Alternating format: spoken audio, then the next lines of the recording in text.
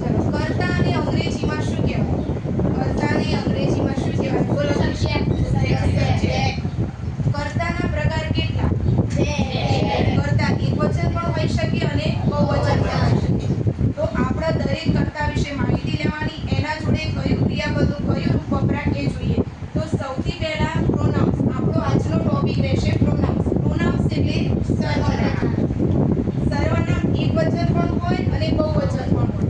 તો સર્વનામો જોઈએ. સૌથી પહેલા પ્રથમ પુરુષ એકવચન. પ્રથમ પુરુષ એકવચન એટલે કયો કર્તા? I.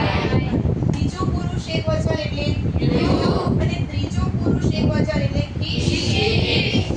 હવે જુઓ સર્વનામ બહુવચન. પ્રથમ પુરુષ બહુવચન એટલે he. બીજો પુરુષ બહુવચન એટલે you. અને ત્રીજો પુરુષ બહુવચન એટલે they. હવે કઈ રીતે કહેવાય? તો દાખલા તરીકે પ્રથમ પુરુષ એટલે હું પોતે. હવે તમે બધા ના હોય, તમારામાંથી કોઈ એક વ્યક્તિ હોય તો એ you કહેવાય, બીજો પુરુષ કહેવાય. જો હું એનો ત્રીજા વ્યક્તિની વાત કરતી હોય, કોઈ એક જ વ્યક્તિ, દાખલા તરીકે કોઈ ક્રિકેટર હોય, કોઈ એક્ટર હોય, એક જ હોય, તે ત્રીજો પુરુષ કહેવાય. એવી રીતે અહીંયા જોવો તો પ્રથમ પુરુષ બહુવચન. કદાચ હું એક ના હોય, બે ત્રણ જણા અમે ઊભા હોઈએ અને તમે બધા તમારી સાથે અમે ત્રીજા પુરુષ બહુવચન, કોઈ ક્રિકેટરો, એક્ટરો, એક નહીં, એક કરતા વધારે લોકોની વાત કરવામાં આવતી હોય તો એ ત્રીજો પુરુષ બહુવચન કહેવાય. હવે ચલો આ દરેકનું આપણે ગુજરાતી જોઈ લઈએ. આઈનું ગુજરાતી શું થાય? યુ એટલે તું અથવા તમે. ઈ કોના માટે વપરાય? શ્રી છોકરીઓ માટે. ઈ નાન્યતર જાતિ યાદ રાખો. ચલો હવે જોઈએ પ્રથમ પુરુષ બહુવચન એટલે વી. વીનું ગુજરાતી અમે. યુનું ગુજરાતી અમે. અને તેનું ગુજરાતી તેઓ. આઈનું બહુવચન શું થાય? વી. યુનું બહુવચન યુ. અને he, she, it ત્રણેયનું બહુવચન they. આટલું ક્લિયર? હવે જોઈએ આપણે એમના જોડે કયા ક્રિયાપદો વપરાય. તો અહીંયા ધ્યાન આપો. ટુ બી ક્રિયાપદના વર્તમાન કાળના રૂપો કેટલા? 3. એમ ઇઝ આર. ટુ બી ક્રિયાપદના ભૂતકાળના રૂપો કેટલા? 2. was અને were. ટુ હેવ ક્રિયાપદના વર્તમાન કાળના રૂપો કેટલા? 2. have અને has. અને ટુ હેવ ક્રિયાપદનું ભૂતકાળનું રૂપ કેટલું? 1. જે had. ટુ ડુ ક્રિયાપદના વર્તમાન કાળના રૂપો 2. કયા કયા? ડુ અને ડઝ. ટુ ડુ ક્રિયાપદના ભૂતકાળના રૂપો કેટલા? 1. did. હવે આ રૂપો કયા કર્તા જોડે વપરાય? દરેક જોડે તો એક સરખું વપરાય નહીં, કારણ કે કર્તા એકવચન છે ને બહુવચન. તો સૌથી પહેલા આપણે ત્રણ રૂપો લઈએ. એમ ઇઝ આર. તો એ ત્રણની વાત કરીએ તો આઈ જોડે કયું રૂપ વપરાય? એમ.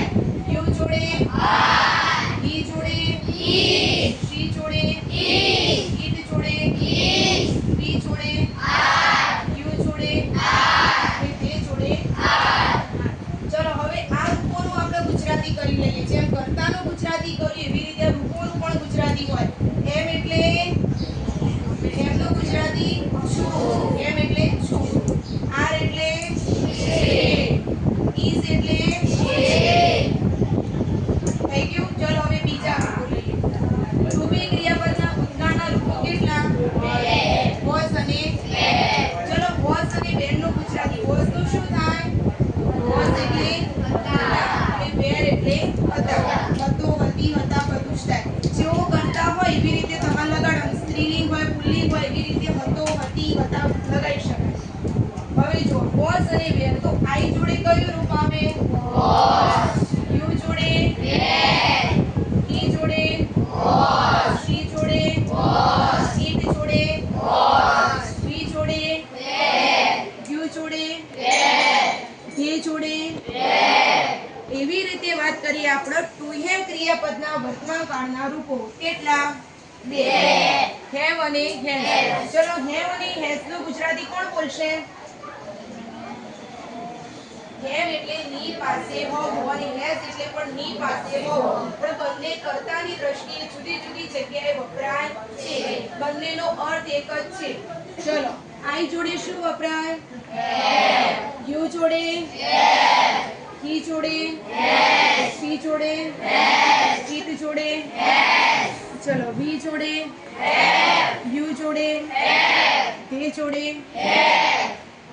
હવે વાત કરીએ ટુ હેવ ક્રિયાપદનું ભૂતકાળનું રૂપ. તો ભૂતકાળનું રૂપ એક જ છે, હેડ. એનો અર્થ પણ એ જ થાય છે, તેમની પાસે હોવ. તો આ હેડની વાત કરીએ તો દરેકે દરેક કર્તા જોડે હેડ જ આવે. એક જ રૂપ છે એટલે એમાં કશું જોવાનું નહીં, ડાયરેક્ટ બધા કર્તા જોડે મૂકી દેવાનું. હવે વાત કરીએ ટુ ડુ ક્રિયાપદના વર્તમાન કાળના રૂપો, ડુ અને ડઝ.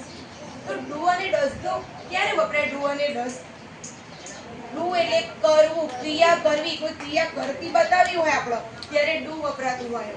ચલો, આઈ જોડે શું વપરાય?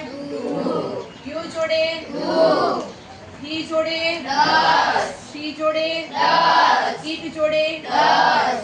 હવે જ્યારે આપણે ટેન્સ ભણીશું એટલે વર્તમાન કાળના રૂપોની અંદર જુઓ, ઘણી વખત ઈએસ લાગશે ક્રિયાપદની અંદર તો ડઝ હશે તો શું થશે?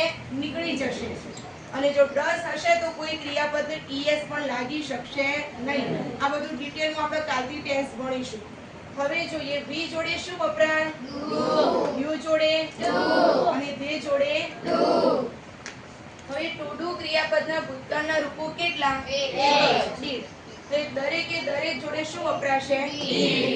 આટલા સુધી ક્લિયર?